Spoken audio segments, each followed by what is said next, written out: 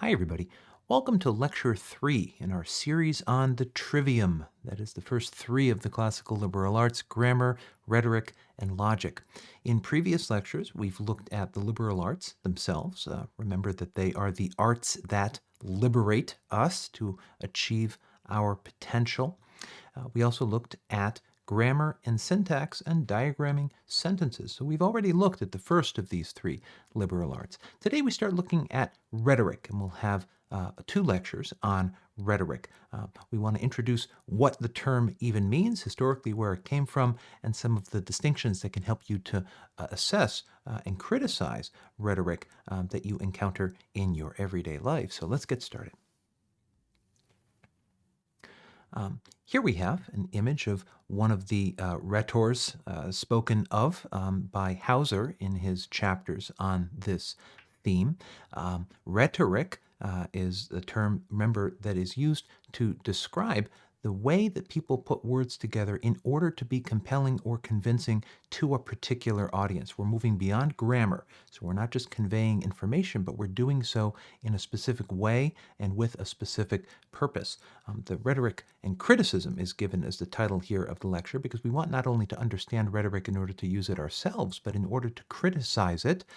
Kritain, the Greek verb meaning to take something apart, in order to question sometimes the claims that are made by speakers and engage with them critically. The invention of rhetoric. So after 467 BCE, before the Common Era, we find democracy emerging as the form of government in ancient Greece. Now, this is really important to understand the widespread development of rhetoric in this period. No longer was there simply one decider at the top of the pyramid. Now, people needed to make compelling arguments in the democratic structures of the Athenian city-state. And so young men, as it so happened, who would be participating in that decision-making process, were educated in order to be compelling speakers, to be able to stand up and sway an audience to their point of view. Given this demand, a supply arose, that is, teachers arose who would teach especially young men how to be effective in the assembly. And these teachers were known as the sophists. And we talk about the sophists often in connection with ancient Athens. This was the group of people about whom Socrates was most critical, because Socrates was holding that the nature of justice or the good or what have you was something that needed to be studied in itself according to logic and dialectic and conversation, rather than simply developing language to achieve a certain purpose. The sophists would be the ancestors of today, folks who study law and become adept at building an argument before a court and a jury. Such a person needs to be able to build the strongest argument regardless of their personal opinion about their client. And this is why the sophists came in for criticism by Socrates, because Socrates was a person who wanted the truth, the whole truth, and nothing but the truth, regardless of how artfully it may be stated. These sophists were skilled in rhetoric, and rhetoric is defined by Aristotle, and that's going to be our touchstone here, as the art of observing in any given case the available means of persuasion.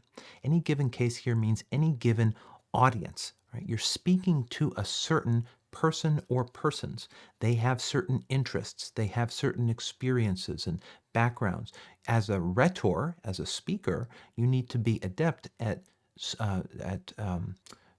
matching your choice of language to the needs of that particular audience. And this is how one can be effective in speaking with anyone.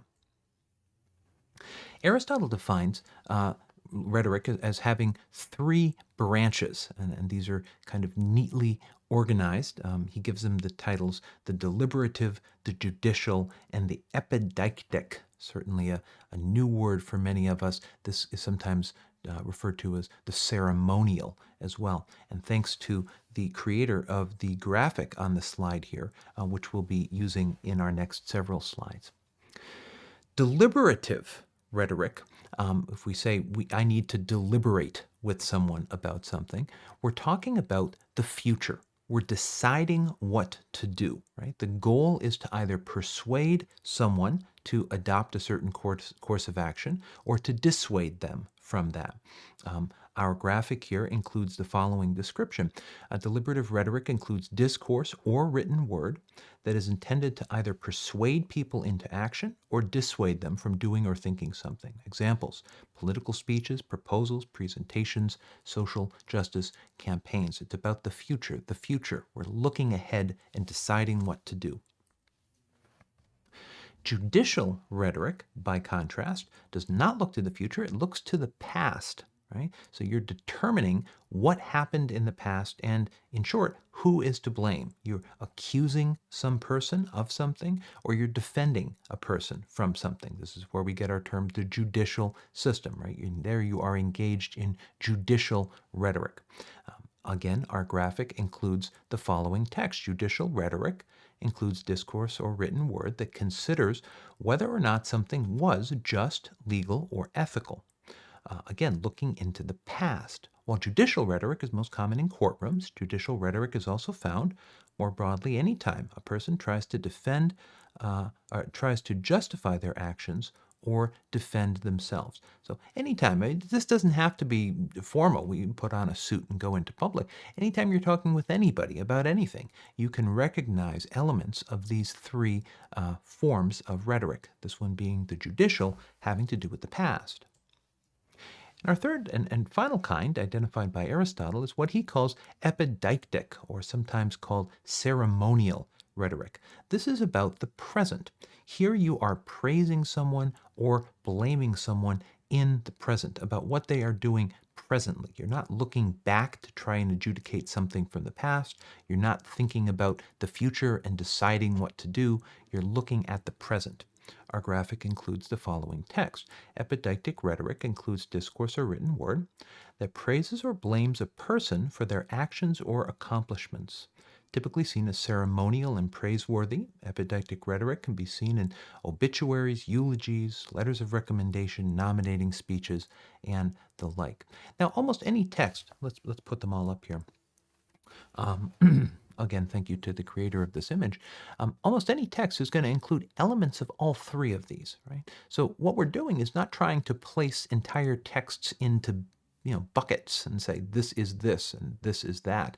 But we're trying to be able to analyze a text and see what kind of rhetoric is being used in different parts of the text. And that can help us to determine for ourselves or to decide how we will receive that rhetoric.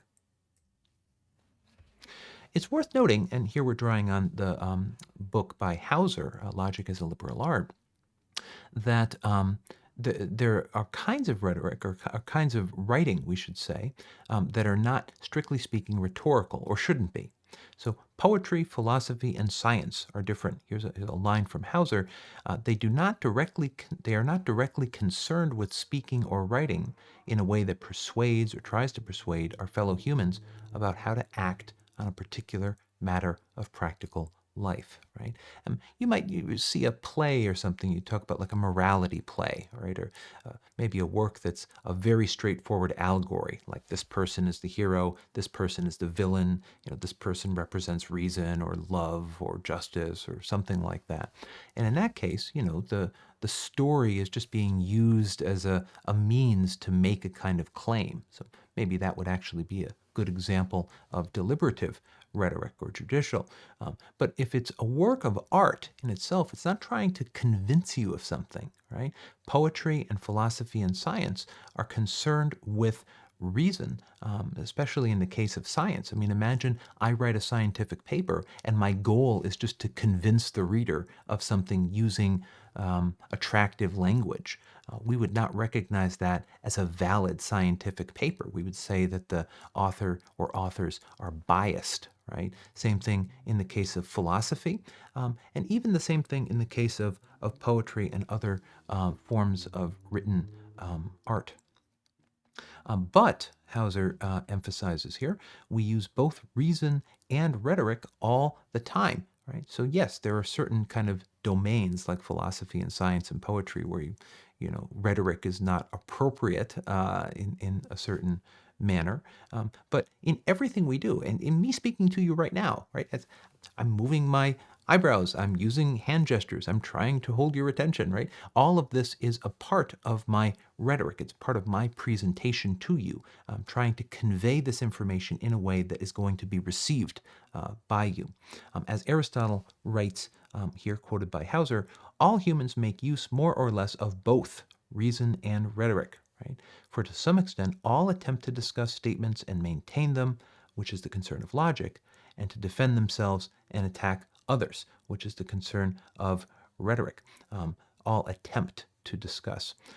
So, anytime you're using language, you're somehow reasoning on some level, more or less explicit, and you're somehow using rhetoric on some level, more or less explicit. What we're trying to do in this series of lectures is just to draw attention to the features of that so that you can be more conscious of them. I want to walk through now, following pretty closely the discussion of Hauser in his book, Discourse, the Skills of Rhetoric, and Rhetorical Arrangement. So, this is again introducing a series of distinctions that's going to be helpful as you work with texts as we continue this series of lectures. I have an image here, of course, of Martin Luther King Jr., who in the 20th century is a standout example of an effective rhetorician. His I Have a Dream speech is only one of very many instances of him knowing how to speak to the audience who's actually before him and to persuade them of the need to pursue justice, racial justice in his time, as well as other forms of justice. Um, so when we say discourse, and we could certainly go into this in a great degree of detail, we're just going to present a four-part division of discourse. When you're maybe the best example here is when you're assigned an essay, right? You might be asked to engage in one or more of these kinds of discourse. What is discourse? This image suggests that discourse can be described as the exchange and circulation of ideas amongst those who have different views or opinions, regardless of their social standing. So, whomever might be engaged in it, we can talk about a discourse about race. As in the case of King, right? He's trying to change the discourse about race, to have people in the United States recognize the injustice of circumstances in his time. You can have a discourse around a certain branch of natural science that might be shifted, for example, as occurred with the Copernican revolution, right? So Copernicus begins to convince everybody that it is in fact the sun that is the center of the solar system and not the earth, and this changes astronomical discourse. There are four different kinds of discourse that are identified here by the image, I think helpfully: argumentation, narration, description, exposition. So, in argumentative discourse, we read the following: the goal of argumentative writing isn't necessarily to be original, but rather to stimulate thought and discussion by turning words on their heads. So, we're building an argument to help people to see a matter in a different way. We want actually to convince them of something, not just by persuasion, but by reason. We're building an argument. We do this in most essays that we write in college. Your professor might ask you to write an argumentative essay. Another kind of discourse is narration, which focuses on giving the people something they can rely on, a trustworthy narrator who will tell the story straight. Well, that's one way to put it. I mean, narration is telling a story. There are characters. You need to be given a certain kind of maybe a tension in the plot. You need to be shown some development in the characters. You need to be given an adequate level of detail in terms of the descriptions included in the story to draw you into that narrative. But even an argumentative essay might include some portion of narration. Maybe you're providing some background information about the field of study that you're engaging in. Third is description. The description is the level of detail that a writer provides about people, places, things in order to create an image. It can make readers feel like they are there or be transported back into time. So description is its own kind of discipline, if you will, right? You can be better or worse at description. You can over-describe something. We call that purple prose, prose that has been beaten into submission. There's just too much detail included, too many multisyllabic words. But any kind of description can be more or less accurate to the thing in the opinion of a certain hearer or in the opinion of the speaker. And finally, exposition, the process of explaining something to someone else. This focuses on conveying complex ideas or concepts through analogy, example, or argument. Exposition could be a how-to video on YouTube, right? You're giving steps. Here is how to do something. Each of these styles or kinds of discourse has its own standards for being effective, right, with a certain audience. It can be more or less effective in any case. Well, in this course, we're focusing mainly on argumentative discourse, on the first of these types. But whenever you're looking at a text of any kind, or a speech, or a post, or anything else, you can ask yourself, well, what is this post doing? What kind of discourse is it engaged in? And that will help you to assess whether or not it is effective. Hauser identifies 5 what he calls rhetorical skills. So if you want to be an effective speaker, and here we can always substitute writer, because writing is simply speech on the page, you need to be adept at these 5 skills. He calls them discovery, arrangement, style, memorization, and delivery. So discovery, call it invention, call it research, right? Do your research. Find out what you want to say. Weigh the various sources. Critically assess them. Determine which are the most reliable. Build a case on the basis of those. That building a case leads you into arrangement. So now you want to determine, okay, what kind of discourse am I engaged in, and how best can I present what I'm saying in such a way that the reader or the hearer will be compelled by what I say and will be able to follow what I say, right? A good essay is going to arrange the material well so the reader doesn't get lost or wonder what's happening on page 3, right? You should make clear what is going on at different points in your text. Style, using the best vocabulary or syntax for the audience. If I'm giving a speech to high schoolers, I'm not going to stand up and speak as I would to, a learned society of geologists or something like that.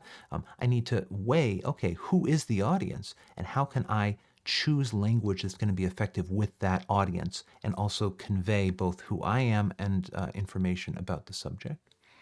Memorization, remembering what you want to say. You may not memorize your entire speech, as we say, like word for word, but you need to be familiar enough with what you're saying so that you can move fluidly from point to point. Myself, I do this in preparing these lectures. Before I actually start speaking, I take a look at the slides. I take out slides that are not necessary or seem not to be necessary, right? I kind of imagine in my mind, okay, how will I go from this point to this point? If I just begin speaking without doing that preparation, without memorizing to some extent the structure of my remarks, things will come off kind of choppy. I won't be able to do a one-cut lecture as I seek to do in this series. And finally, delivery, learning the voice modulation, clarity, and emphasis that distinguish the good speaker, as well as the body language that is involved. Now, I've referred to this already, using eyebrows, using my hands, modulating the voice, right? When I say learning the voice modulation, clarity, and emphasis, right? I pause between each of those. It's indicated by the comma, right? But by changing how I say those 3 words, voice modulation, clarity, and emphasis, I guess 4 words, 3 terms, I'm able to indicate to you, the hearer, okay, there are 3 things here, right? Voice modulation, clarity, and emphasis, right? And that will, in your mind, work to help you remember those three things. It'll make my speech more effective. Now, okay, so those are the skills that I need. Now, within arrangement, the second of those skills, Hauser identifies for us the five traditional parts of a speech. This is not the 8 parts of speech, noun, verb, adjective, and so forth. This is the parts of a speech, a text, right? I'm going to stand up in front of a group and begin to speak. Well, what am I going to do? Well, first of all, I need to introduce myself. And that does not mean, hi, my name is, Mary Smith or something like that. It might, right? Usually a speaker might be introduced by someone else who will list that person's accomplishments. But in the prologue, you want to indicate kind of who you are and give the audience some confidence that they want to listen to you. They can trust you, right? So, you might often start with a kind of hook or a joke or a story or some kind of, remark about the introduction you were just given, some kind of thanks. How you carry yourself in those first moments of any kind of speech or any kind of text that you're writing will dispose the reader or hearer to receive what you say in a certain spirit, right? That they'll kind of place you in relation to other speakers or writers that they know. Then you want to have a statement of the topic or case under consideration. This might include the narration of some relevant facts, as well as some kind of statement of your thesis, right? What are you there for? What are you doing, right? We need to know what you're talking about, the topic, and there are, more and less kind of artful ways to introduce that, more and less direct ways. And we want to know what your claim is. Like, what are we going to get from listening to you? This is why professors are always so stuck on what's your thesis? What's your thesis, right? Because if you don't have a thesis, then it's unclear what I should look for as a reader as I move through your essay. Then we have proof or argument, and I've highlighted here thesis and proof or argument because in any text or speech or essay, those are the key parts. This will begin sometimes with a preliminary outline or a division of points to be made, and then you move through the points, right? If you're working with a text, you'll provide some textual evidence. If you're writing about recent events, you might cite certain recent events, relying on certain reliable sources. And this is the logic portion of the speech. You're providing evidence to convince the reader on the basis of reasons. And then finally, 4 and 5, you would include what we often call a counter argument. You would refute your opponent, and you would conclude the statement by restating what you were there to say. Okay, what's the takeaway from this, right? But looking at that refutation of the opponent, the word refutation here doesn't just mean that you say you disagree with the opponent. It means that you give reasons why the hearer or reader should disagree with the opponent. You prove wrong the view of your opponent. What you're trying to do here is actually identify like the strongest view of a person who disagrees with you and, as it were, take it down, right? Take out that strongest defense of your opponent so that you can more successfully, as it were, prosecute your own campaign, right? There's a kind of military metaphor here, obviously, but that's what a counter argument is. You're considering the strongest argument of a person who disagrees with you and showing the reader that they should disagree with that. I've spoken here about speaker and reader. These parts of a speech, really, these are the parts of an essay, right? There's a reason why professors ask you to do these certain things in an essay. This is just a classical way of laying out a point to an audience. And this will be our last slide here. Just some other elements that are useful to keep in mind. And this is, again, from the same source as the earlier images that we saw. If you are analyzing a speech, and you might say, I've never analyzed a speech, but every time you see anything, every time you watch a TikTok, every time you open a blog or a newspaper, right, you are asking yourself about these three things. First, the rhetor, the speaker, the author, who is speaking, right? Who created the artifact? We have here, don't focus entirely on their personal biography per se, but reach further to learn about the political environmental climate that motivated them. Consider their reasons for creating this artifact, their experience and training in doing so, and other key elements as defined by the rhetor themselves. Anytime you're evaluating any text, it is essential to ask, Who wrote this? When did they write this? Why did they write this? That's going to help to give you the tools you need to assess what it means for you. The occasion. Why was this text written? Evaluate the occasion in which the rhetor produced the artifact. What was the time or season? What was the historical context? Consider the impetus behind creating the artifact. Were they motivated by politics, environment, finances, family pressure, delusion, or something else? Understand the occasion in which the artifact was produced. So this is historical circumstances. I mean, there was a big movement about this in biblical criticism, right? I want to read the Gospels, for example, Matthew, Mark, Luke, and John, in their historical context. Okay, well, who wrote them? When were they written? Where were they written? What were the theological kind of currents in that community? Some of this overlaps with what we said about the rhetor or author, but this is a broader consideration of historical circumstances. And finally, the audience. What do you know about the person or people to whom the rhetor was trying to communicate? What would persuade them? What did they care about? What were their feelings toward the rhetor at the time the artifact was produced? Now, often we don't have this information in the case of ancient sources. We do often have it to some degree in the case of modern sources. But to continue with the biblical example, I mean, Luke, the author of the Gospel of Luke, is understood as having written primarily for Christians who were not Jews. They were Gentile Christians. They had become Christians straight rather than first becoming Jews and then becoming Jewish Christians. Matthew, by contrast, is writing for people who've been raised within Judaism and had joined Christianity from that point of view. So when you read Matthew, you're reading a text written for an audience of Jewish Christians. When you read Luke, you're reading a text for an audience of Gentile Christians. And you're able to understand what the detail that they include better by understanding that audience. All right, friends, so that's our first set of remarks on rhetoric. We've looked at rhetorical criticism, different kinds of discourse, the structures of a speech, and the skills that you need to be effective as a rhetor, as well as some of its history. Next time, we will continue by looking at the three rhetorical appeals.